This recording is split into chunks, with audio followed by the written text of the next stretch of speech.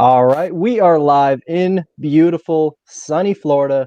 And today, fight fans, we're breaking down a Mac Daddy of cards here. We got UFC 259 at the Apex in Las Vegas, Nevada.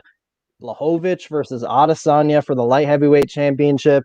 It is not often we see that champion versus champion fight. We got two more title fights, man. We got the GOAT, greatest woman fighter of all time, Amanda Nunes. She's going to be taking I mean, it's definitely an interesting fight with Megan Anderson here. I mean, 6 foot heavy hitter. It's going to be a good one. And then we got, this one's just flying under the radar. Like if this was a pay-per-view main event of its own, it would be getting a lot more attention. You got Petr Yan defending against Aljamain Sterling, me and AJ were talking about improved fighters before we went on air here. How about Aljamain Sterling? That's a guy who I didn't think Aljamain Sterling would even crack the top 5, and here he is, just leaps and bounds in his game, turned himself into an amazing striker. We always knew he had the grappling, and man, Aljo is a force to be reckoned with. I can't wait to talk these fights. Of course, I do have a guest with me today. I had to bring a guest for this big old card, and I'm excited, man, because this guy has been pushing out a lot of content in the community. Big fan of what he's doing, and he's out here cashing bets too. So we got AJ Bets. AJ, how you doing, man? And how you feeling about this card? Kelton, thanks for having me on. Right to say, right off the gate, you're in Florida. Lucky you. I'm still in the Midwest where it's still pretty cold. But yeah, it's nice to be on, chop it up with you. Like you touched on, this is gonna be a great card, man. 15 fights from top to bottom. The prelims are awesome. Obviously, we got the title fights. We talked about some improved fighters. We got some prospects here. It's tremendously stacked, and looking forward to talk about the bets and all else with this card with you, man. For sure, man. Now, usually I will go back and kind of revisit the last card. I'll make it quick on this one. There's really only one I want to talk about. So I had Justin, UFC Bro Picks, on last week, and we had a consensus underdog bet on Thiago Moises. And me and him each bet on Thiago Moises around plus 155, plus 160. By the time weigh-in day rolls around, he hits plus 200. I had to add a little bit more onto that. He came through. He looked amazing, and yeah, so the consensus underdog bets on this podcast have been doing well, and I'm happy to say me and AJ have a consensus underdog bet as well. So stay tuned for that one. But we're just going to jump right into the bottom of this card, man. So the very first fight of the night, we got Mario Batista. He's taking on Trevin Jones, and I'll start out with this one, man, because of course, I do have a bet on this fight actually, and I'll just come out right and say I've done something I haven't done in years, and I actually made a round robin of parlays here. I have 3 guys around the minus 220, minus 200 range, and didn't want to take the old risk on the 3-legger, so I decided to go old school with it. I got a round robin, 2-unit, 3 parlays, and Mario Batista is one of those pieces. I like him a lot in this fight, man.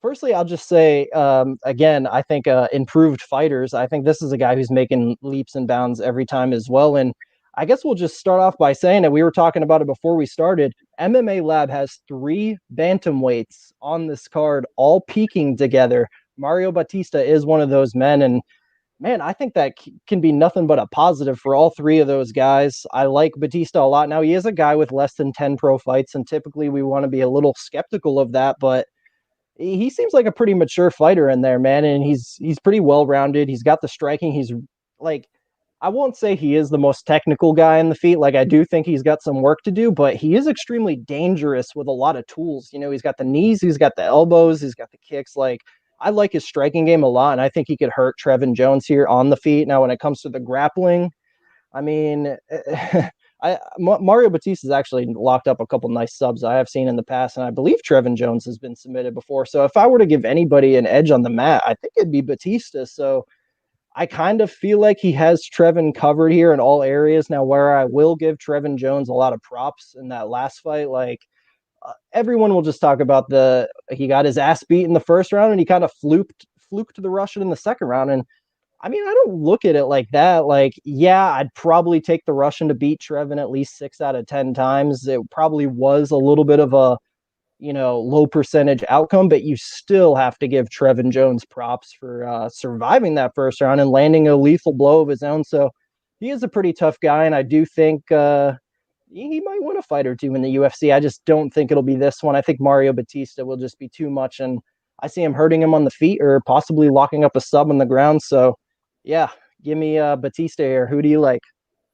Yeah, so I agree with a lot of what you said. Batista, he isn't the most technical striker, but as it pertains to this matchup, I do think he's more technical than Jones. I just think he hasn't beat on the feet. He's got better volume, better footwork, better defensively. Jones, he showed some power in that Valia fight, but that was like one of his only, well, officially it's a no contest, but he doesn't have many TKO KOs on his resume.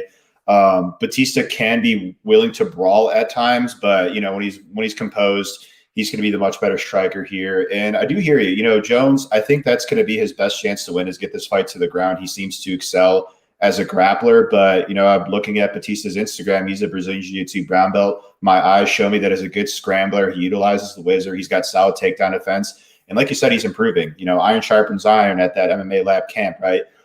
So like you said, I think Batista's got him beat everywhere. More experience, better cardio. And, people might look at the UFC stats and see that he didn't land much volume in that last fight against Johns, but they were just standing way far apart. If you want to look at the volume that this guy could push, the cardio that this guy has, look at that Jinsu Song fight. I mean, that guy landed a bunch of significant strikes, fight of the night. The two just beat the crap out of one another, and it was Batista that was besting him. So yeah, I think Batista's durability checks out. I like his volume, his output, his technical advantages here. And for me to bet him straight, the line would have to drop. But when I did look into this fight, I was like looking at this matchup and going like, I'm definitely interested in Batista. But for me, I know you parlayed him, but I'd have to get a little bit better of a line to consider. Fair enough. And I will say I like him a lot for DraftKings as well, as I do see a knockout probably being the most likely outcome. But speaking of knockouts, I'm picking a knockout in this next fight. So we got a pretty good one between Cruz. He's taking on Uros Mejic. And we got Mejic around a minus 160 favor here. I'll let you start with this one, man.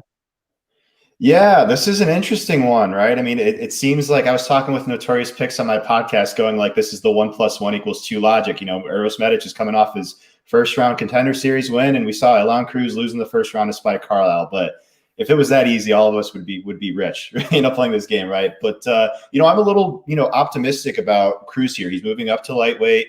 Perhaps it helps his durability. I know you could fire back and say, well, now he's facing guys that hit harder. That's fair. But, he's got a 7-inch reach advantage here, does Cruz. And the thing I'll say about Medic is, like, yeah, he'll come out like a bat out of hell in that first round. He's very dangerous. He actually seems like a really great dude, just listening to his interview. Humble guy, but this is a guy who's used to being the longer fighter in there, and this isn't the case. He's an inch taller than Cruz, but he doesn't have the reach advantage here. So I'm interested to see how that kind of works. And he's not the most technical striker, I'd say, either. And this is also a guy in Medic who has not been past the 51-second mark of round 2, which begs the question: what is this guy's cardio like? Personally, not something I would want to invest in. Of course, yeah, he could go out there and finish Cruz. We saw Cruz finish by Carlisle. That wasn't the only fight he was hurt. I actually think he was hurt on his Contender Series fight too, because his opponent seemed to stun him, and then he went in and shot for a takedown right after, when the game plan, the majority of that fight, was to strike, right? So, like I say, the move up could help his durability, but I'm still a little, hesitant on that regard, because Medic is dangerous. As far as the pick goes, I do think that it's a dog or pass situation. I don't want to lay the juice on a guy in Medic who's just not very tested. Again, hasn't been past the early part of the second round. And Elon Cruz, say what you want about that UFC debut, but he went out there in the Contender Series, and I'm looking at UFCstats.com, 132 significant strikes over the course of 3 rounds, 4 minutes and 36 seconds into the third round. So for that perspective, I got to trust the guy's cardio down the stretch more of the two. So I do truly believe it's a dog or pass situation, but I'm going to lean with a pass here. Yeah, man, good points. Yeah, I like Mejic, man. I mean, I did cash on him in Contender Series, but that was more of a case of his opponent was like a complete fade. All he did was spam kicks, and that was about it. Like, that guy was really bad. And even before that, going back, fought in the Alaska scene. Not the greatest competition in the world for sure. And like you mentioned, never gone past the 6-minute mark in a fight. So for all those reasons, I do think this is a pass fight, but I am going to go with Uros to come out here and get that first round KO. I think he does have that natural power. He's a good athlete. Elon Cruz, we have seen defensive flaws in his game in the past, and I know you brought up that volume, but I don't think striking is going to go well for him here. I know he's actually been working on his wrestling a lot in the last couple of years, and I feel like that might be the way to go here, but like, I haven't seen it, so I'm not going to sit here and bank on it. I agree with you that it probably is a dog or pass situation here from the betting window. But DraftKings, though, I feel like I'm going to load up on Uros here. I feel like he might be a little bit of a contrarian pick in the sense that, he's not the biggest name on a card full of huge names. So that casual DraftKings player might not be, familiar with Medjic, might not know his path to victory here. And I think if Medjic comes out here and gets the win, I think it probably will be a first or second round knockout. So I'm in on him on DraftKings. From a betting perspective, though, I think it's a pretty easy pass. But a fight that isn't an easy pass for me. So next up, we got a good one between Amanda Lemos. She's around -220, -230 now. A lot of money has come in on her. She's taken on Lavinia Souza, about +190. Yeah. Lemos is one of those parlay legs I got. I like her a lot, man. I think, again, I don't want to say it's an improvement, but going back to that Leslie Smith fight that Lemos had, we're talking a completely different fighter. She probably never should have been at that weight class. Down here at 115, bro, she is a little tank, man. Like, she's jacked. She hits super hard. She brings good pressure. And one thing I noticed about Livia Souza, especially in that Brianna Van Buren fight, she does not deal well with pressure. She gets backed up against the cage. I think Lemos can, pressure this girl, put some power on her, even land some takedowns. So yeah, I like her in this spot. Souza, I was a big fan of Souza like a while back. Like, I was super hardcore into Invicta back when Livia Souza fought for them, and I remember watching Livia Souza versus Angela Hill, and that was a pretty good fight. Angela Hill was doing her thing. She clearly looked like the better fighter, but it was Livia Souza who was coming on late in that fight. But I kind of attribute that more to Angela Hill slows down like late in a lot of her fights, like even the Michelle Watterson, going back to that, like she lost third, fourth, and fifth, loses the third round. In a lot of fights, Angela Hill falls late. Yeah, so I got Lemos here. I think she can keep up the pace. I don't think she can slow down on Livia here. I think she's gonna, be backing her up against that cage, throwing that power, landing takedowns. So like, I don't know. Like, Livia has a nice body kick. I doubt she hurts Lemos enough to put her away with that. She's got decent jiu-jitsu. So does Lemos, though. It's like, it's kind of hard for me to see a path to victory for Olivia here. Like, I don't know if you have any arguments for her, but yeah, I'm going to go with Lemos here. I'm going to say she pulls a 30-27 decision, maybe even a late TKO. Who do you got? Yeah, there isn't really a clear advantage I do see for Souza. As far as a pick goes, I do side with Lemos because it's just like on the feet, she's just much more polished. I think she's got more layers. Souza, she just pretty much has a right hand and she'll throw it to the body, into the head, but she won't like feint. She won't use a jab to set it up. And she has like an inside low kick. Lemos, like you said, she's got more variety, hits harder, I think, faster as well. The grappling is interesting. I think it'll be close. They're both Brazilian Jiu-Jitsu black belts. I don't know that Lemos is just going to go out there and just take her down with consistency. We did see, Souza taken down by Brianna Van Buren. That's there. There was also the Sarah Frota fight where she wasn't officially taken down, but she was put on her back a little bit, threatened. So I hear that angle. I just don't really see Lemos dominating the grappling, if that makes sense. Like, she could take her down, but just not necessarily like, really like imposing herself all too much there, because like you said, Souza's a black belt herself. So as far as the pick goes, I am on Lemos, but as far as the bet goes, I'm going to pass at the current money line. I just don't see any value in it. All right, so we're moving on to the next one, man. I know you got a bet on this next one. We got Sean Brady. He's around -190 now. He's taking on Jake Matthews, about +160. A lot of money's coming in on the underdog, man. Who do you got? Yeah, this is my third time betting Sean Brady in the UFC. I'm really, really high on him, even at the chalk price. I look at this matchup and I can't make a sound argument for where Jake Matthews has the advantage. Like, I think Brady's got much better cardio. I think his pace is much higher. I think he's a better technical striker. He's more defensively sound. I think he's a better wrestler, and I think he's a better technical grappler. Matthews, he's got the Brazilian Jiu-Jitsu black belt. We know that, but we've seen him finished on the ground in some of his losses. There's a Tony Martin fight where he just gassed horribly in round 3. Martin just, sunk in the choke, and that was it. Just gave him no resistance. Even if you want to look at the Li Jingliang fight, he got tired there as well. He just kind of won that fight off of a couple moments, right? He just rocked him, and then he got some top control. Other than that, it wasn't like this, overwhelmingly dominant performance by Matthews. I am impressed with Matthews, but it's just like, when I look at this matchup, what really advantage does he have other than just provenness and, being more experienced in the UFC? I just don't see where stylistically he pulls away. I think Brady could have a lot of success with the low kick. We saw Martin do that to Matthews. If you want to even go fights that didn't finish. I mean, we saw Matthews mounted by Bojan Velikovic, almost finished there twice. His back was taken by Holbrook. I mean, this is way back, but and he was much younger. But this has been a consistent trend throughout Matthews' career. When he doesn't have the grappling advantage, which I don't think he has here, he tends to struggle on the ground, even against fighters where he's a better grappler than on paper. So I do see value even with Brady as a chalk favorite. I just can't make a solid argument for where Matthews is better. And as the fight goes on, due to the wide cardio discrepancy, I just think Brady could pull away even more so and then potentially even get a finish late like Martin did.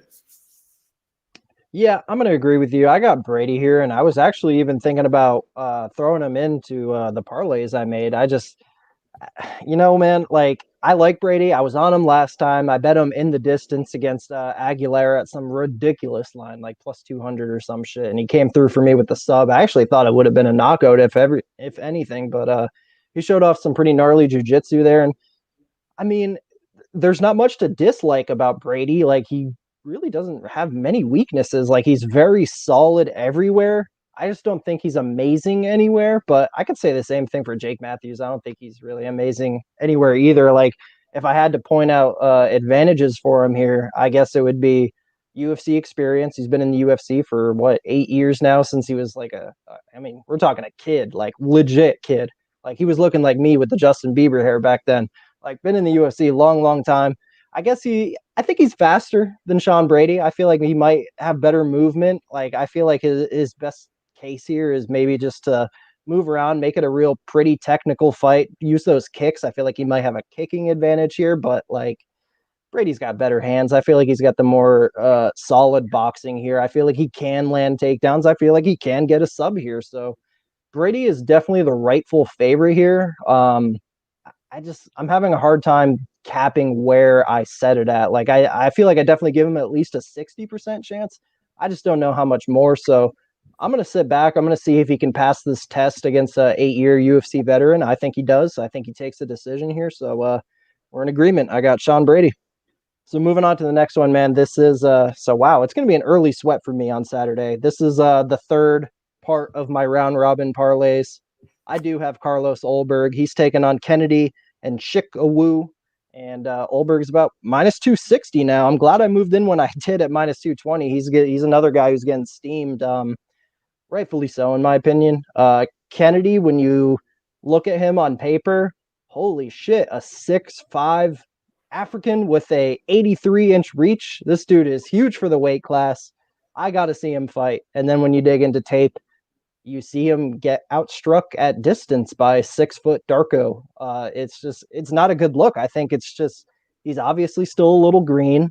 We haven't seen any kind of wrestling. Like I thought, I'll be honest with you. When I was first looking at this fight, we got the 3-0 kickboxer here in Ulberg. I wonder if Kennedy, the guy who's training over at Fortis, I wonder if he could mix up a little bit of wrestling in this fight. And we just haven't seen it. So I think I see this being a striking battle, and I have to favor the guy who is the much better striker, in my opinion. Now, I've seen people try to make arguments that, Kennedy's been away for a year and a half. He's obviously an athletic specimen, training at a good camp. He can come out here with massive improvements. And you know what? I think he can come out here with massive improvements. I just don't see him making up for the decade-long combat sports, mostly striking experience for Ulberg. Now, I said that 3-0 record, but I don't think this guy is your average 3-0 fighter. He actually made his MMA debut back in 2011, and he put it on, he put his MMA career on hold because he wanted to focus more on kickboxing. That was his strength, and that's fine. He has been training MMA the entire time. He's been with Israel Adesanya basically the entire time. And a whole lot of kickboxing experience. Like if you were to search up on Google right now, Carlos Ulberg kickboxing record, it'll only show you 3-0. Even on Tapology, it'll show you 3-0. It was the only one that's on record is actually he had a 3-fight one night tournament. I think it's called King of the Cage. He beat 3 guys in one night, but I mean, you can easily do your research, go on YouTube, look it up. This guy has a lot more than 3 kickboxing fights. Actually fighting some really good guys too. I can't remember this guy's name. It's like I actually shared it on Twitter earlier today. It's Sergey something. This guy actually has a win over Alex Pereira in kickboxing. And if you know about kickboxing, Alex Pereira actually knocked out the man who's fighting in the main event this weekend. So we're talking about that level of kickboxing with Carlos Ulberg. Now, he didn't win that fight. He actually got finished via leg kicks in that fight in the third round, but holy shit, was it a war those first 2 rounds. Yeah, dude, like Ulberg he's a very good striker. He came out, he dispatched of Bruno Oliveira on Contender Series very easily. I've seen some people bring it up. Oh, Bruno's a middleweight. Kennedy is a 6'5" light heavyweight. Like, all right, that's good and well and everything. Carlos dispatched of that guy exactly as planned. I realize this is a step up, of course, but when you break down how the fight is going to go, I think it's wishful thinking that Kennedy will come in here with a wrestling approach. I feel like this will be a striking battle, and I got to favor the guy who is a much sharper striker, harder hitter. So let's go. Carlos Ulberg. I got him in parlays with Lemos and Batista. Who do you got, man? Yeah, you got some early action here, that's for sure. I mean, I as far as a pick goes, I'm going to side with him. Yeah, there's some hesitations I have on Ulberg. Like, yeah, he's not that experienced in MMA. What is his defensive grappling like? I mean, these are just kind of unknowns, but like you said, they shouldn't really come up in this matchup. Kennedy's a striker, and Ulberg's just a much better striker. I think he's more technical. He moves better. He's more varied, I'd say, better footwork. Kennedy does have a 6-inch reach on him, which is interesting, but I mean, I just think that the technical disadvantages that Kennedy has to overcome, that, the reach isn't as compelling there. So I'm with you. I'm on Ulberg. I think he rolls. Ideally, I'd like to see him kind of tested here for 15 minutes if possible. I know ideally for your bet, you want him to go out there and get a quick finish. But, for me, I don't really bet these sort of guys, where there's a lot of unknowns on them, just very inexperienced. It's not really my style. So if I do want to bet a guy like Goldberg, who I do think is really talented down the line, I'd like to see him tested a bit more in a UFC octagon, kind of like these Contender Series guys that we've kind of seen come through here this past couple of weeks. So I do think Goldberg rolls there. All right, so we're moving on to the next fight. Let's see what we got. We got this is a fun one, man. We got Tim Elliott. He's about plus 105. He's taking on Jordan Espinoza, about 125, minus 130.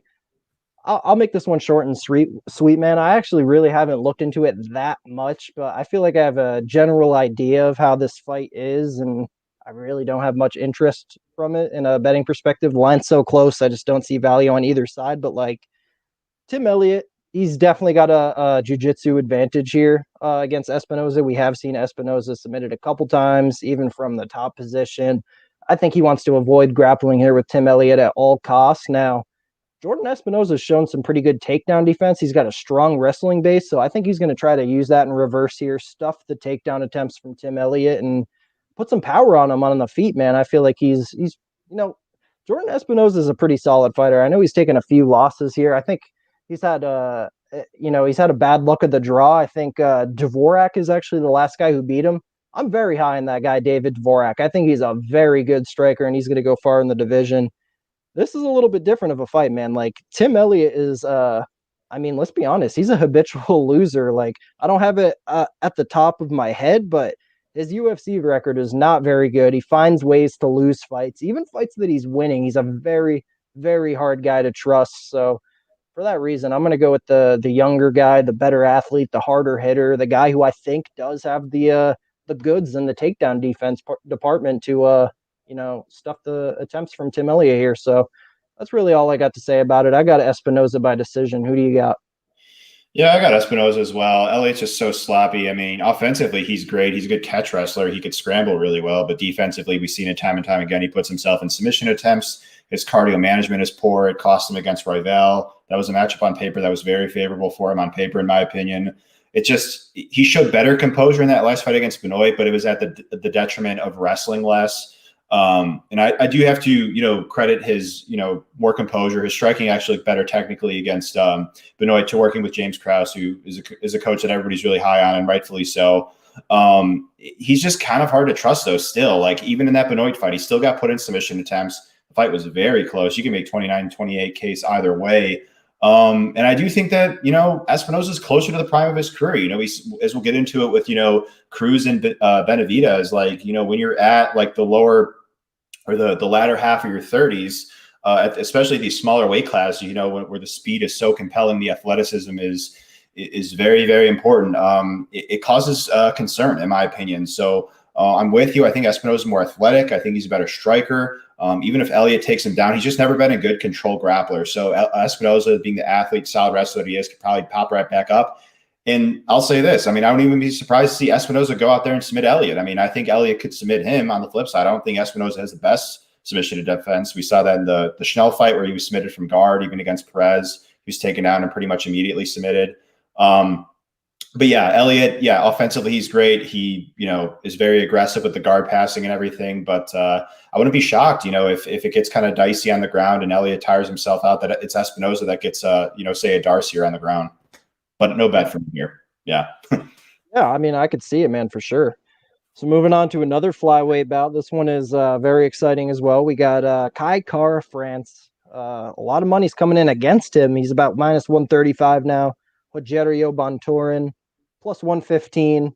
I'll start with this one, man. Like, I'll be honest. I think Bontorin is definitely a live dog here. I mean, I think Kai Kara France, obviously, he has his advantages. I get why he's the favorite. I think his volume is much better on the feet. He is the more technical striker, but man, for the underdog, I do give him quite a bit of advantages. Like, although I do think he's outmatched on the feet from a technical and volume perspective, like Bontorin hits fucking hard, man. Like, I'm talking like kind of round changing or round stealing kind of power. Like, he could drop Kai Kara France, steal a round that he lost 4 minutes of. I think he can cut up Kai Kara France. And not only that, I think he's got the takedown goods here, man. I think he can take down Kai Kara France. Now, if you look at the stats, you can see Kai Kara France does have a 90% takedown defense rate. Now, I do think that's a little skewed. If you look into it, he stuffed six takedowns from Elias Garcia, no longer with the company, probably never should have been there. And he stuffed another 6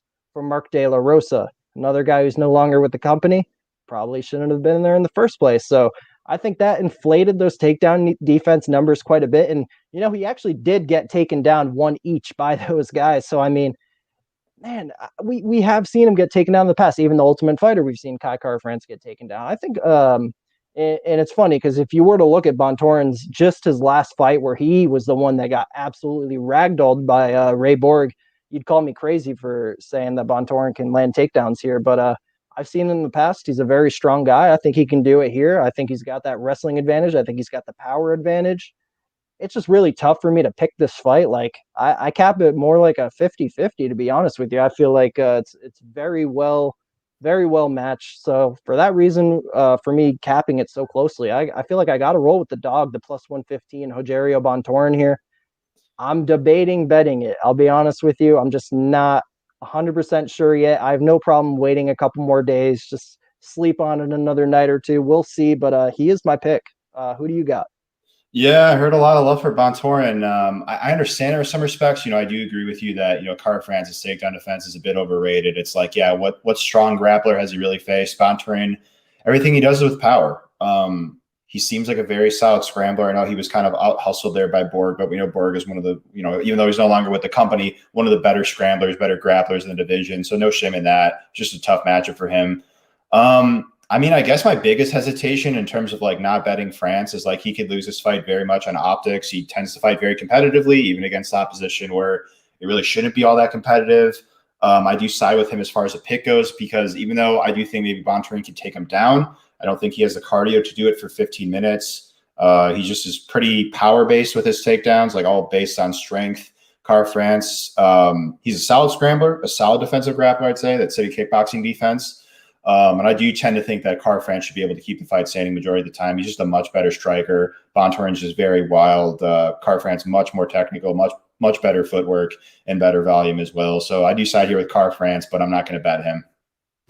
All right, so we're moving on to the next one. We got another flyweight fight. I didn't even realize we got 3 in a row here, but I'm all for it, man. Those flyweights are so damn exciting, and we're talking about one of the greatest flyweights of all time right here. We got Joseph Benavidez, very slight dog, taking on Askarov, very slight favorite. I'll let you start with this one, man. Yeah, man, it's just like on one hand, I could bet Benavidez here. I don't think it's a bad style matchup for him. I think it's actually pretty good.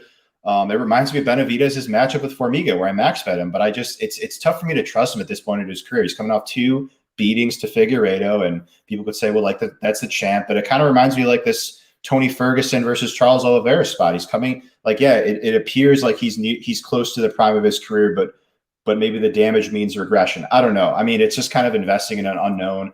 Askarov has looked pretty good. I mean, in that Pantoja fight, it's very competitive, but the guy showed he could push a hell of a pace. He could shoot takedown after takedown. He's aggressive. His striking has come a long way, I'd say. He used to actually be very stationary and hittable. That's not so much the case anymore. And like, yeah, Benavidez, he moves well. We know that he kind of darts in and out, and he has that tendency of leading with his head, throws good combos, very excellent scrambler. I'd go as far as saying good wrestler as well. So it's just one of those spots. It's just like, how far past his prime is he? And it's kind of like lazy-ish analysis because it's not so predicated on the stylistic matchup, but Askarov just being so much younger at this flyweight weight class, being much more hungrier potentially. I just got to really question where Benavidez is at. So it's not like a poor stylistic matchup for Askarov. I still think he can win this fight on paper, but the red flags on the Benavidez side really make me hesitant to back him here. So I'm going to go with Askarov, but as far as the pick goes, pass. Yeah, man. I mean, this is a really hard fight to cap because you're kind of just guessing like what kind of version of Joseph Benavidez are we going to get here? Because yeah, I mean, you nailed it, man. People will say, oh, that's the champ. That's Davis, and he's the most powerful guy in the guys. Damage is damage. Doesn't matter who it is. Serious damage like that is going to catch up. I mean, we've seen it time after time in this sport. People will take damage. They'll take a step down in competition. And it just turns out that the fight game's a cruel bitch, and it can take toll on you. And man, I really would have liked to see Joseph Benavidez take more than however long he's coming back. Like he's coming back, like I want to say 8 months. I would have liked to see him take a year, maybe a year and a half off. I know he's aging and there's not a whole lot of time left in the career and he wants to get right back in, but like, I don't know, man. I'm getting bad vibes all over the place, and it's not like he's taking that much of a step down in competition. Like you said, Askarov's making waves. He's looking very good against very good fighters. So, I mean, shit, dude. I mean, we'll talk about Dominic Cruz and Casey Kenney later. But this is not much of a step down, man. Askarov has rightfully like worked his way up. He's a top 5 guy, 100%. So I'm gonna go with him, man. Like I'm gonna say he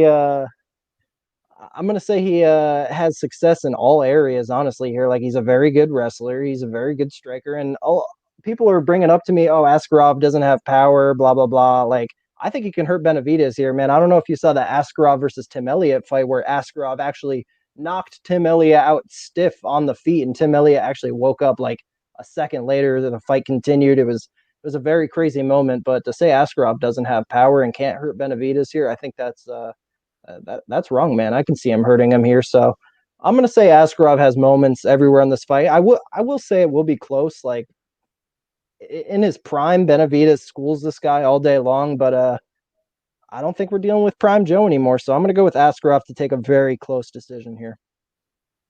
So we're moving on to the next one. This is the one I've been very excited to talk about. We got Song Yadong. He's around -160, taking on Kyler Phillips, +135. AJ, I'll let you start with this one. Yeah, we got a consensus bet here, man. I like Kyler Phillips. I got the line a little early. But yeah, we know that there's always an argument like, yeah, is this too big of a step up? Yadong's been fighting Stamen and Vera most recently, but I like him stylistically. On the feet, I think he's better at range. He's got a 5-inch reach. I think he's got more variety in terms of like his kicks. He'll need to be mindful of Yadong's very fast counters. Yadong is a very technical striker. They're both very young, fast, explosive. Yadong has more punching power, but I actually think that the pace that Phillips pushes is going to be a bit too much for him, and I think that's going to kind of wear on Yadong down the stretch. We've seen Yadong, he doesn't have bad cardio, but we saw him slow down against Vera. We saw him slow down and almost finished against Stamen. He was mounted there and got his back taken, nearly finished in round 3. So yeah, it's because he's an athletic guy, very physical, throws with power, and that tends to fatigue him if he can't get the quick knockout. And so I just kind of see this as like Yadong could have some moments early. Maybe he hurts Phillips. I haven't seen any sort of poor striking defense from Phillips. He does a good job moving his head, high guard, footwork, all that stuff. He's fast. Could he catch him in something, or is this too big of a step up? Because if Yadong gets tired and Phillips gets on top of him, I mean, I think this could be a finish, to be honest with you. Phillips is a very aggressive guard passer. He's a submission threat from various areas, the front headlock, Brazilian Jiu-Jitsu brown belt, world champion. So I think he's going to give him a handful if he gets in top position, just like we saw Vera and Stamen do. And even on the feet, I think he has his number. So just like the Brady fight, I think due to the cardio discrepancy here, the longer the fight goes, it more likely goes in favor of Phillips. So yeah, I see this as a stiff test for him, but it's one that I think he passes. So I actually believe Kyler Phillips earned his BJJ black belt recently. I seen a picture of him and Tanquinho Mendez with black belts. So I do think he earned his way up there. And you can see it in his fights, man. This dude is a serious grappler. And I know you can say he hasn't been fighting the greatest competition. This, of course, is a huge step up for him. Song Yadong has been out there with some really good guys, but I've seen weaknesses in his game that a guy like Kyler can exploit, man. And one of those being grappling, the other being cardio, most likely. And even with the striking, like Song Yadong probably is the sharper boxer, hits a little harder, but Kyler kind of reminds me of like Brandon Royval on the feet, where it's just nonstop, so many different tools, just always coming at you. And man, I feel like if Kyler doesn't get clipped here early and we get into the second round, I mean, I do feel like there's a cardio advantage, and that's if you watch the tape, you can see Song does slow down. I believe he's lost the third round, I believe, in his last like 3 fights. Kyler Phillips is a guy who does not slow down, so I mean, you got to favor him if the fight goes later. I have no problem saying Kyler Phillips should be the favorite here, just in the sense that if Song Yadong doesn't get a first round knockout, it's going to be very, very hard for him to win this fight. Like the volume is going to be there on the feet. I feel like the takedowns are definitely going to be there. We have seen Song taken down many times. I know it's Cody Stamen. I know it's Chito Vera, but Kyler Phillips is out there training with the best of them. Like we mentioned, we got Kyler Phillips, Mario Batista, Casey Kenney, all on this card peaking at the same time. I know those guys are all making each other better. And yeah, I can see Kyler landing takedowns here. I can see him, landing some good shit on the feet as well. Like, I just like this guy a lot. And we were talking about improving fighters. I mean, I was talking about watching him versus Brad Katona in The Ultimate Fighter and walking away from that thinking neither of these guys will make it in the UFC. And here we are. Kyler Phillips is making waves, and I think this is the coming out party. I'm going to say he submits Song Yadong here in the third round. Anything else you want to add? No, man, I think we killed it. That was a really good breakdown. So yeah, I do have I got 2 units plus 140. I think you got a little bit better line than I did. I think you got the early one on that, right? Plus 165, I got a little bit down, and then I threw a little bit more at plus 145, I think. So, man, yeah. So yeah, I saw that it opened up really wide at first, and then a lot of money came in on Kyler Phillips. And by the time I got around to researching the fight, he was at plus 115, and I was kind of battling with myself, like, do I really want to come in here and take the worst of the line? I don't know. Even though I did think there probably was value at anything plus money or better, but I stayed a little patient. He worked his way back up to plus 140. Song Yadong has a lot of hype, man. I'll say that. Like, I see a lot of supporters for him on Twitter. Like, he's a very likable guy. He's exciting. He hits hard. I mean, there is a lot to like about Song Yadong, but I don't know, man. I just feel like stylistically, this is a tough one for him. But speaking of Casey Kenney, we got the main event of the prelims here. He's taking on a future Hall of Famer in Dominic Cruz. This is a very good fight, man. Who do you got here? Yeah, it kind of reminds me of the Benavidez Cruz breakdown, where it's just like, yeah, I mean, stylistically, I don't think like Kenney really blows him out of the water anywhere. Like, I don't. Maybe the low kicks will be there for him. We saw Cejudo have some success. I just don't think he's as diligent with them as Cejudo or throws them as hard as Cejudo. And it's just like Cruz still has very good footwork. He's still a very good striker who has good volume. He cuts the different angles, and he still, as despite all the injuries, he's still a solid grappler and a solid wrestler. We even saw that in the Cejudo fight. Cejudo took him down, but he popped right back up as he typically does, and he's difficult to take down. So I don't really see Kenney really dominating him in the grappling. I don't see Cruz doing that the other way around, vice versa. So I think we're going to get a striking battle where I think it's really close. I mean, I could see why people would maybe be confident backing a side. I just think it's a little too intangibles based for me to bet, because yeah, Cruz, he's a tremendous talent, but just like Benavidez, he's nearing the end of his career. He's 35 now. He's done all these injuries. We don't know how committed he is. He's got the commentary gig. So at least if you are somebody that's investing in Kenney, you're investing in a guy who's motivated, has more to gain. He's closer to his prime, more upside as a fighter. That's all good stuff. For me to place a bet on him, I would want compelling stylistic advantages. And I don't see him here, to be honest with you, man. So As far as the pick goes, I'm going to side with Casey Kenney. But as far as the bet goes, it's just a clear pass for me, in my opinion. Yeah, man. So I alluded to it earlier, and I'm going to tell you why I think this is a lot different than the Benavidez versus Askarov fight. This is a big step down for Dominic Cruz. Casey Kenney is a guy who, I got a lot of respect for Kenney. He's got some great wins, very talented guy. His fight versus, I got to click the name real quick. He fought some newcomer. It wasn't a newcomer. It was Haile Alatang. That fight was crazy, bro. And it made me realize that Haile Alatang, nobody really knows who he is.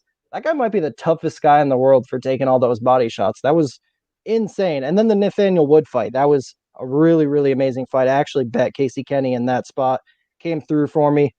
However, in the bantamweight division, where he has not even cracked the top 15 yet, and now we're putting him in here against Dominic Cruz. Now, I'll tell you another reason why I think this is a lot different than Joseph Benavidez.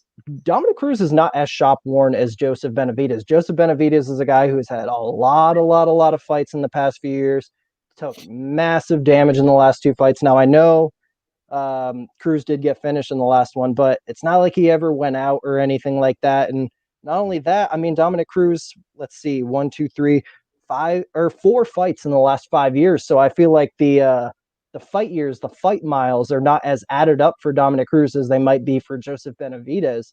I feel like Dominic Cruz might actually have a lot left to give here. And you know what? He was looking pretty damn good against Henry Cejudo before he got hurt there. So, oh man, I kind of feel like this line should be flipped. And I'm going to go with Dominic Cruz here to win a decision.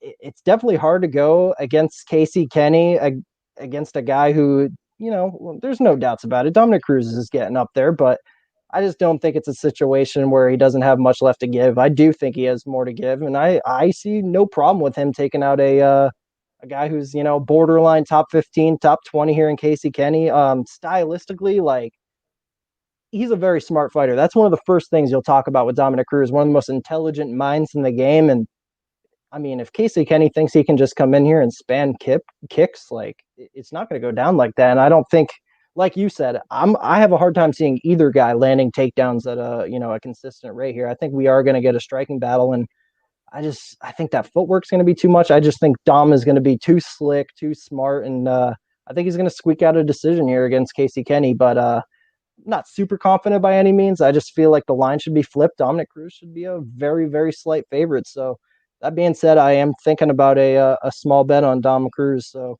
Dominic Cruz and Rogerio Bontorin are actually two guys I have my eyes on for a possible bet. Now, main card, guys. This is it. This is what we've all been waiting for. Cracker of a fight to start off here. We got Thiago Marreta Santos taking on Alexander Rakic.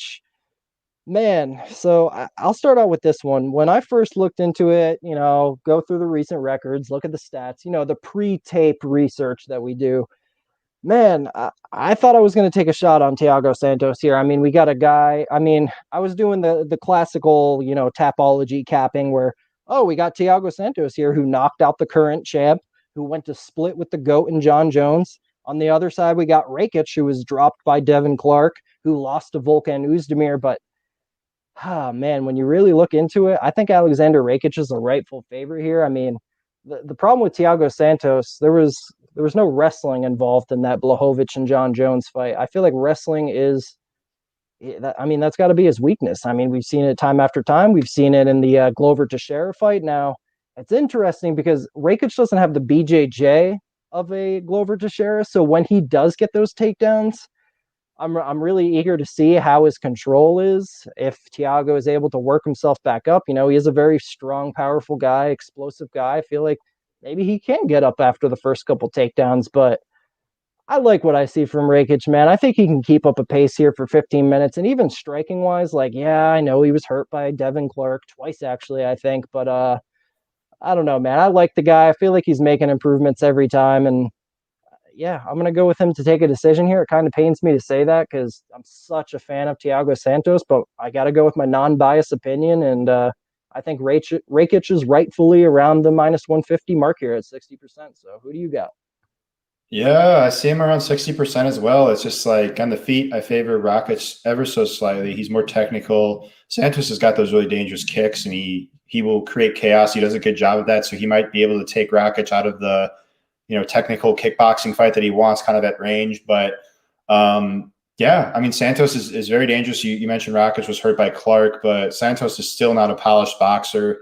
He still drops his hands all the time, spamming combos, leaving him susceptible to counters, but he's still dangerous. He's still got power in those hands. So it's going to be risky for Rakic on the feet. I do agree with you. He could take Santos down. I just, like you, I just don't see him like dominating him with top control like Teixeira did. Rakic is physical for this weight class, but he just doesn't have the jiu-jitsu acumen as Teixeira. It's improving, but it's still not on that level. And Santos is still very athletic, very physical. He's not an easy guy to take down and control. So I think that it's going to be a close-ish fight on the feet, a high variance based on the style that Santos imposes. But kind of like these other matchups, Rakic is much closer to his prime. He's the fighter that's more likely to make improvements at a significant rate. I do see the improvements in his striking. He's added more layers to it. He's better defensively, I'd say. His range management is better. So as far as a pick goes, I'm going to side with Rakic, but Santos is a dangerous enough of opponent to where I'm going to be passing on his money line. So, all right. So moving on to the next one, we got Islam Makhachev. He's taking on Drew Dober. A lot of money coming in on Makhachev. You can actually get Drew Dober plus 300 now, man. I saw you have a bet on this fight, so go for it. Yeah, I'm one of those people on Makhachev. I got in pretty early at minus 310, and look, I mean, I love Drew Dober. I bet him in his past 3 fights against Hack Press, against Polo Reyes, and against there was another one in there, Hernandez maybe. But yeah, this is a really tough matchup for him, man. I mean, yeah, he could win on the feet. He's a better pure striker, I'd say. He's got power. We've seen Makhachev knocked out. But Makhachev, an interesting stat, I'm sure that you've come across as a stats guy, 0.76 significant strikes per minute. That is crazy low. It's because his distance management is excellent. He avoids throwing in combinations often to avoid counters. He utilizes straight punches and kicks at range to keep distance. So Makhachev's style is going to likely limit the amount of opportunities that Dober will have to get the knockout shot. Dober fights at a high pace. He's explosive. He's technical, but I think that it's going to come down to, can Dober stop the takedowns? And the tape that I did, I just don't think he can, to be honest. Makhachev is one of the best grapplers in the UFC. I mean, he's a men's combat Sambo world champion, 2016. He's an excellent grappler. He's got the ability to chain wrestle. He's got a wide variety of ways to take you down from the clinch in open space. The Tarukian fight, he takes him down with a foot sweep and he's in him out. Like, that is high level stuff right there. And he's a great guard passer. He's got excellent control, and he's a submission threat. He's not, as big of a ground and pound threat as Khabib, but we've seen with Dober, even against Alexander Hernandez, his most recent fight, Hernandez was able to take him down twice while rocked. I think Makhachev could do the same. And when Makhachev gets in top position, I think he'll pass the guard similar to how we saw Dariush do, get a dominant position, and I think get a submission here. As much as I love Drew Dober, I just think this is one of the tougher matchups for him in the division. Just one of the best grapplers in the sport. Dober's got a puncher's chest on the feet. He'll need to keep the fight standing for long enough to land it. But I just think that ultimately it's going to be Makhachev's very good risk management on the feet and far superior grappling that gets him the nod here. Man, this is a very interesting fight. It's just, when you look into it, it's just clearly Drew Dober's weakness over the years has clearly been wrestling, and that's what Makhachev is one of the best around, man. I mean, not only that, I'm so high on that camp with Khabib, rest in peace, Abdulmanap. So I called Khabib, he's the guy, he's the Hall of Famer of that gym, the one who really started it all. And then we got Makhachev coming up now. I think he's going to, at the very least, challenge for a title. So it's kind of like Khabib, barring the actual retirement, he's kind of like the past. Makhachev is kind of like the present. And then this kid, Umar Nurmagomedov, who came into the UFC, fought Sergey Morozov. I look at him as like the future of that camp. I could talk about that kid Umar forever. I'm super high on him. His kicking game is unreal. His wrestling is unreal. And with Makhachev, yeah, I mean, I'm calling this guy the present for a reason. His wrestling is insanely good. His striking, you kind of talked about it. His defense has come a long way, man. I know you remember that Adriano Martins fight where he did get caught very badly. It was a very, very bad loss. He was around the same line he is here, actually. He was like minus 400 in that fight. But if you don't know Adriano Martins, that guy is actually an insanely talented striker, very big power. And it's kind of a blessing in disguise that happened for Islam Makhachev. It kind of humbled him, and it clearly made him a lot better. So, yeah, I mean, let's be honest here. Drew Dober kind of really only has a puncher's chance, and I have a lot of faith in Islam Makhachev's, striking defense at this point. And not only that, man, let's be honest. Most of this fight will be spent with Drew Dober on his back anyway. So, yeah, I'm a huge fan of Drew Dober, but I have no issue with Islam Makhachev being a minus 400 favorite here, man. I mean, I just kind of view this as a top 15-ish guy versus a guy who's probably going to be challenging for a belt within the next year or two. So I got Makhachev. I'm going to say he takes a 30-27 decision here. So we're at the title fights, guys, and we're starting out with the bantamweight one. We got Petr Yan. He's minus 110. Aljamain Sterling.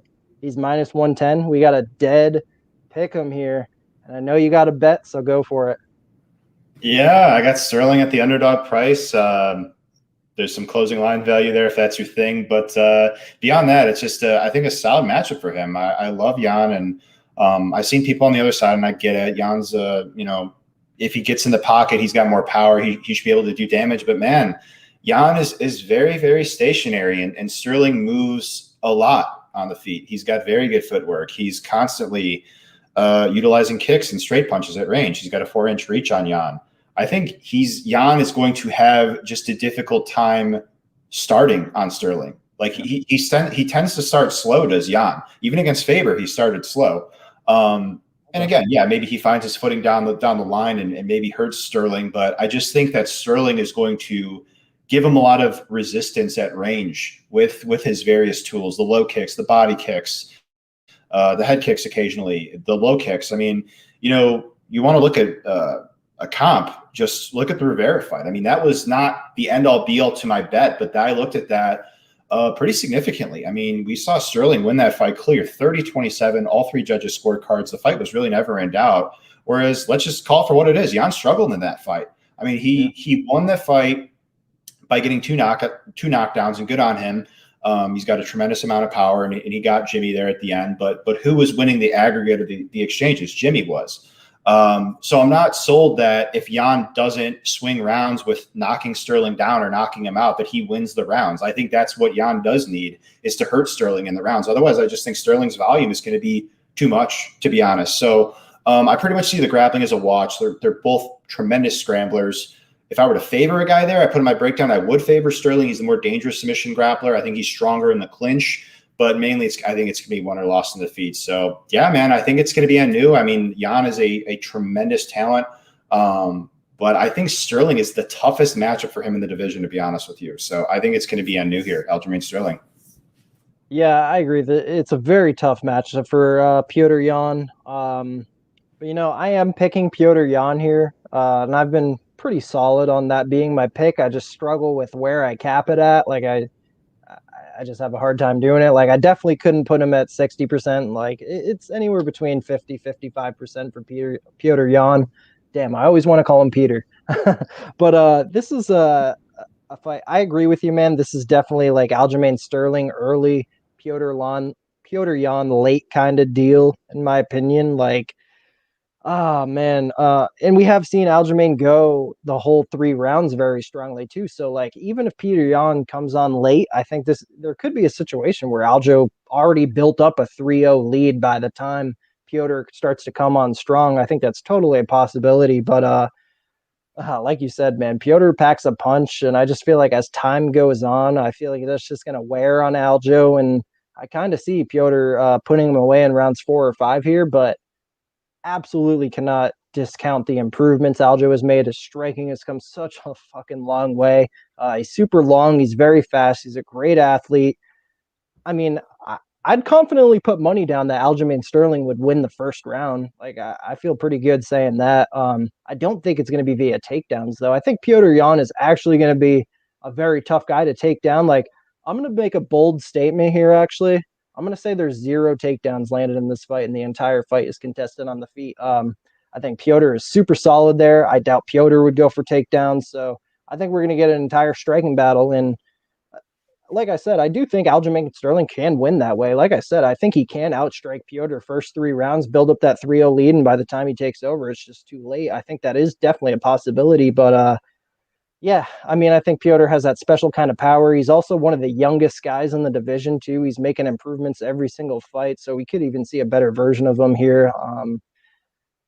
Let's be honest, it's line pick him for a reason. This is just such a tough one to call. You got dog money on your Sterling bet, so I understand taking any kind of dog money in this fight. But yeah, man, I'm gonna go for An New. I'm gonna take the Russian Petr Yan. I'm gonna say it goes to the 5th. I'm gonna say 5th round TKO. Just like last time. Yeah, there we go. So moving on.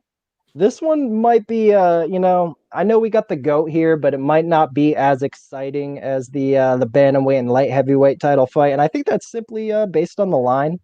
The average person is counting out Megan Anderson here. You can get her at, I see, plus 1,000.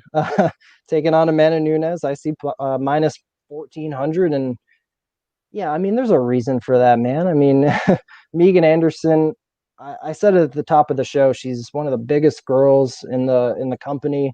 At 6 foot, she hits extremely hard. It's just, she's gonna have to land something really, really perfect here. It's just, I don't see it, man. Amanda has, I mean, the girl has come such a long way. Like, compared to when she first came into the UFC and she was losing to Kat Zingano, which that was a war, by the way, but there was cardio issues too, like real cardio issues with Amanda Nunes, and it was nice to see her work that out. She can go a hard 5 now. She's got the power. She's got the black belt in jiu-jitsu.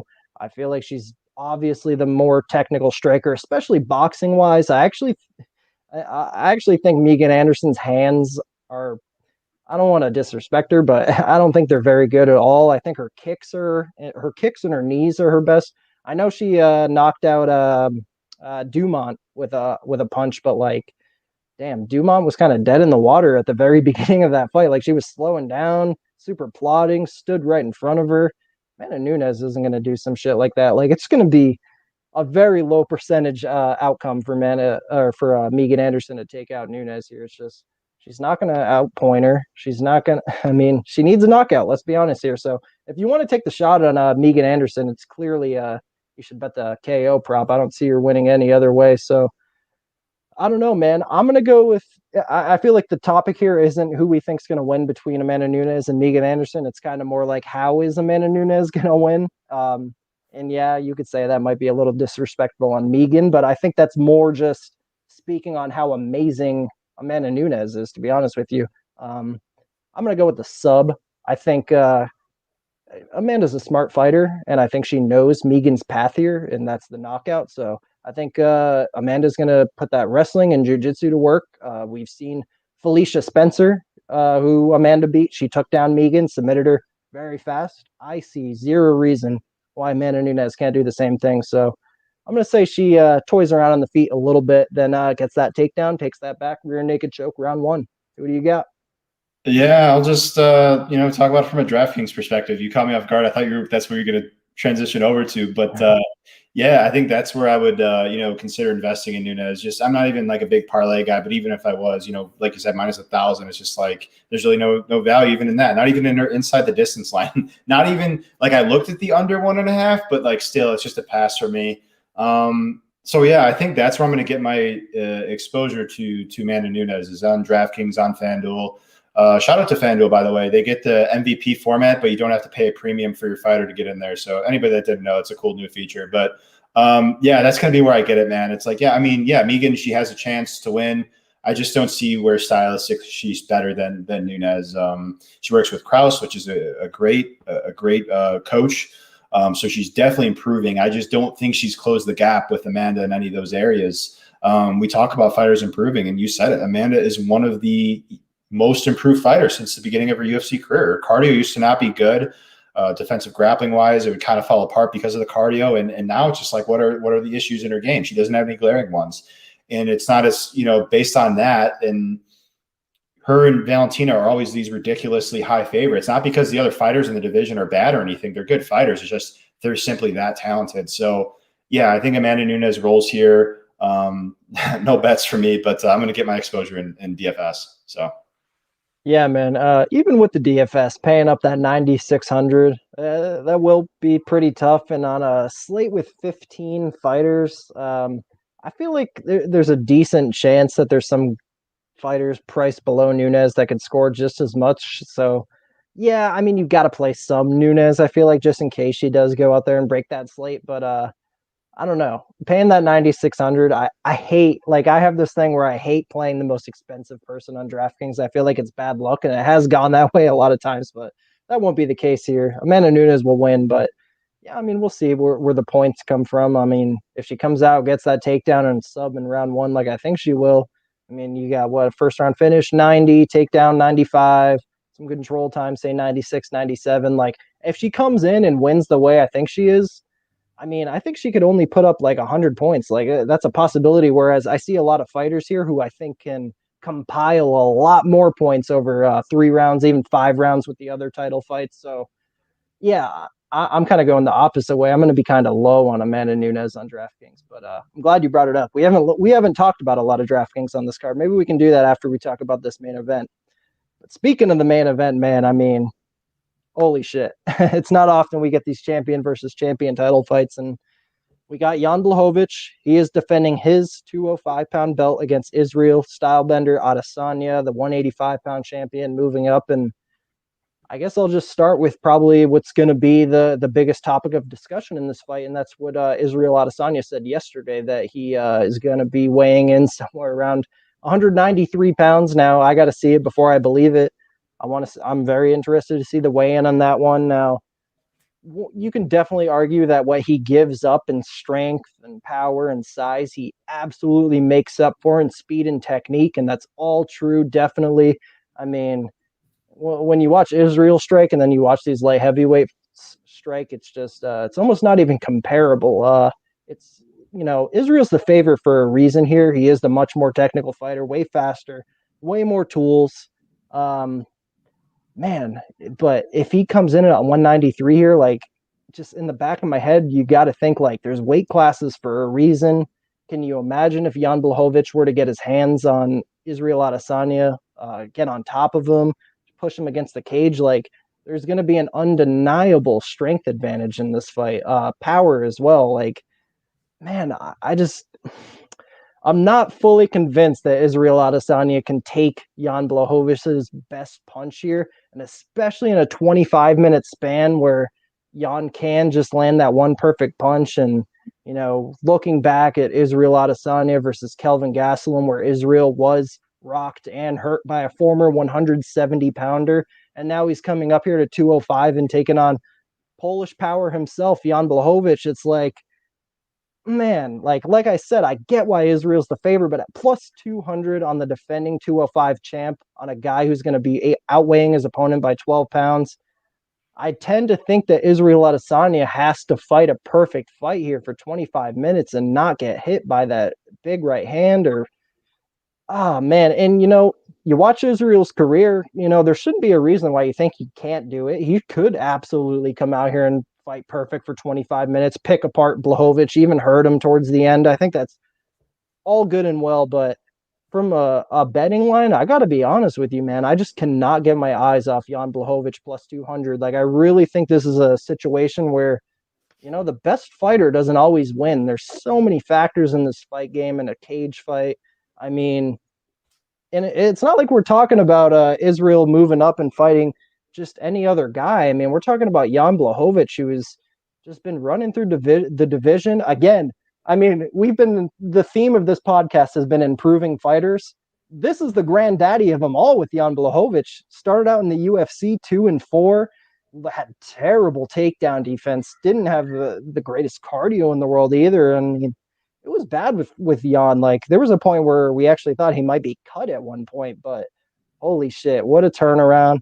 Guy's amazing. Big power. They don't call him Polish power for nothing.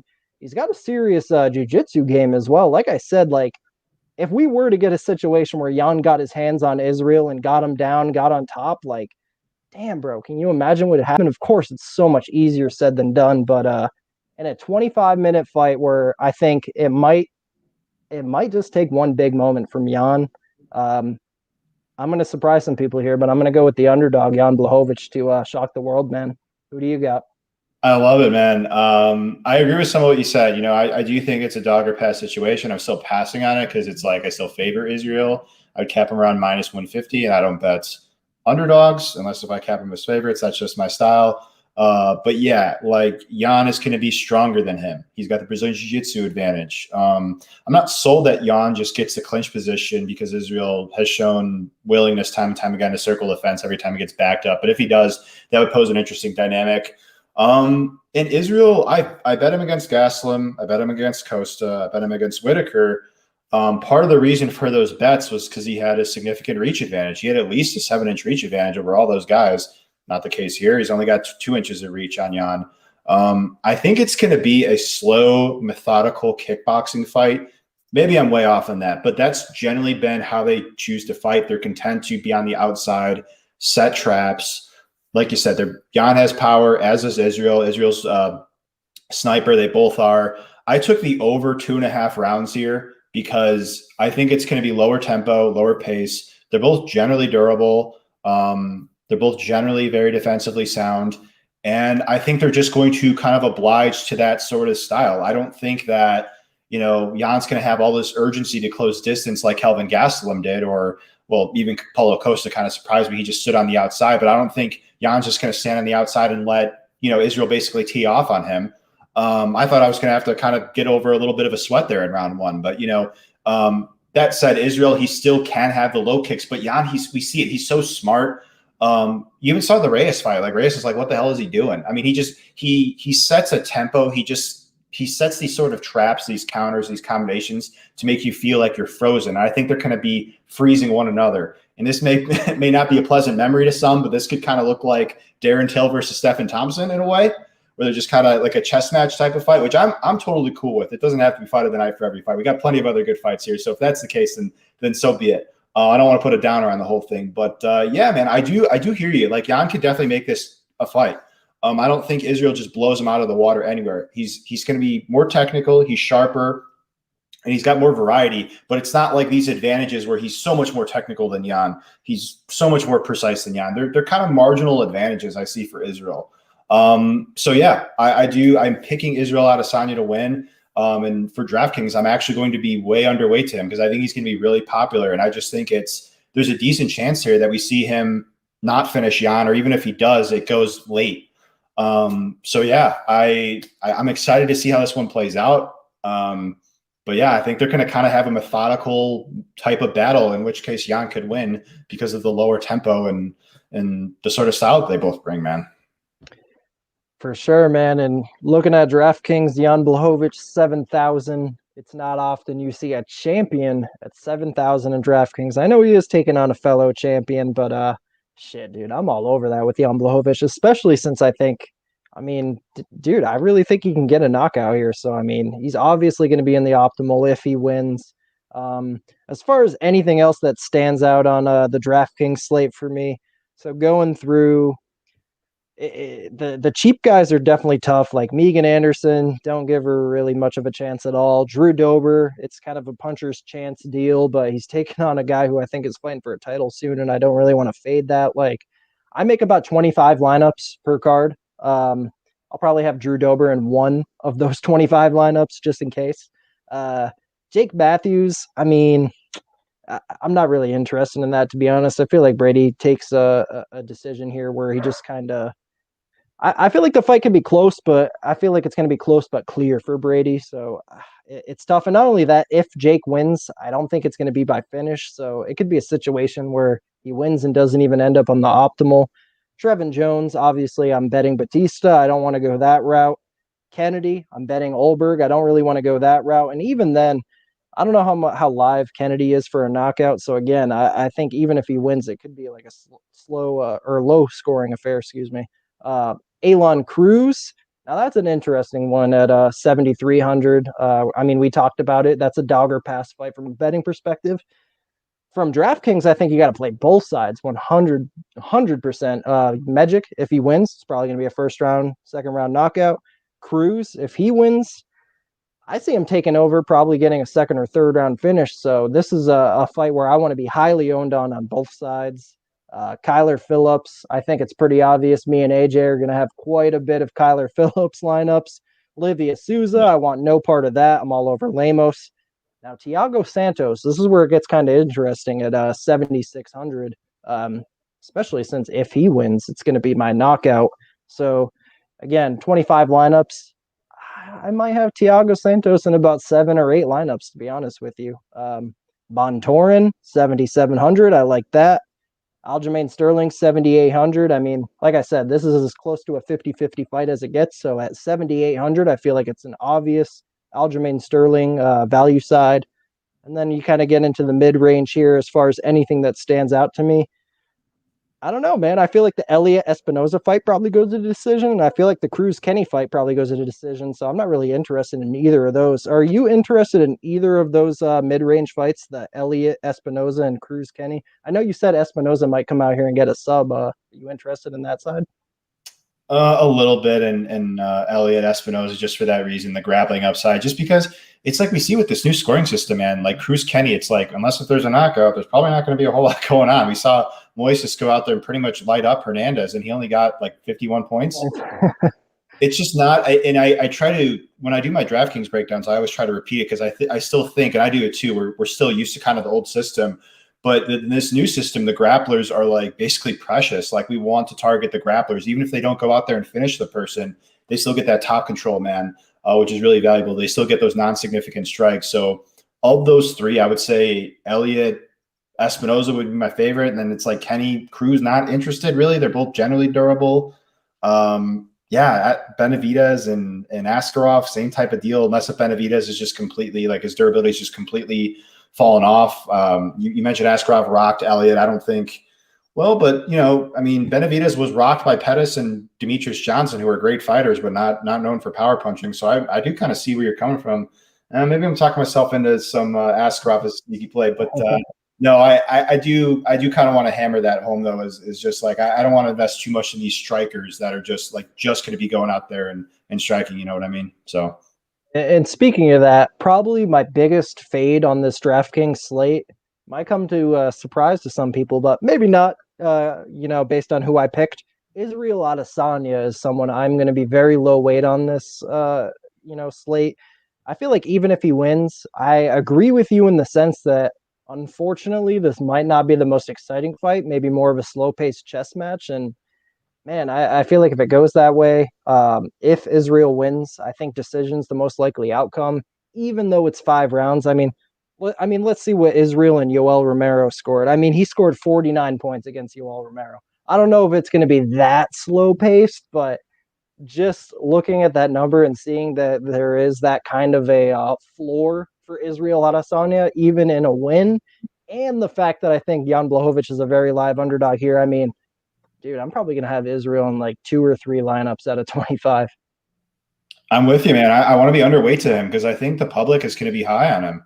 Like, because it's Israel, he's in the main event. People feel like they have to get exposure to the main event. But at 9,200, with this new scoring system, I think he needs a knockout. I just don't think that even if the fight ends up being like a war for 5 rounds, he's 90.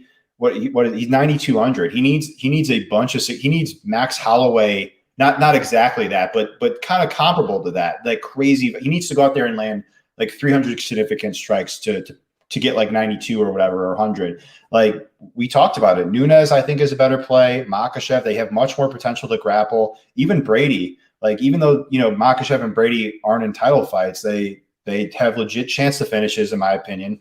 And they have much more chance to grapple. Israel's a striker. He's not going to go out there and just take you on down. So. Even a guy like Goldberg and Medic, you could say they're more risky because we just don't know if this is a UFC debut, but that's the edge in DraftKings. If these guys go out there and get a quick finish, you're looking good if nobody's on them. They get the quick win bonus or what have you. You're shooting up the leaderboard.